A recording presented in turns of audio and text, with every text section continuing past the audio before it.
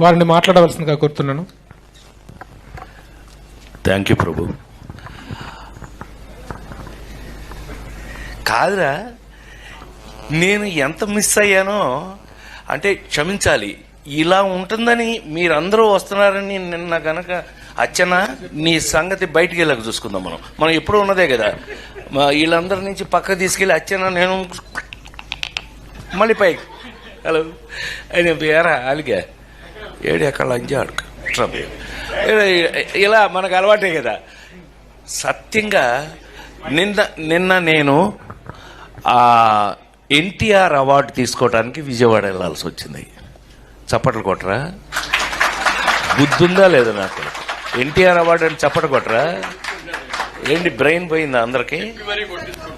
చెప్పి కొట్టించుకోవడం ఏంటి అన్నయ్య? దానికి కొట్టకపోతే నీకు సిగ్గులేనట్లు లెక్క. విశ్వవిఖ్యాత నట సార్వభౌమ నందమూరి తారక రామారావు. సో అది ఆ అవార్డు నిన్న ఈ సంవత్సరం అదేదో ఆ ఇంట్లో తెలుసుగా, మీ అందరికి ఐడియా ఉందో లేదో, ఎన్టీ రామారావు ఇంట్లో గొడ్ల చావిట్లో పుట్టాను నేను.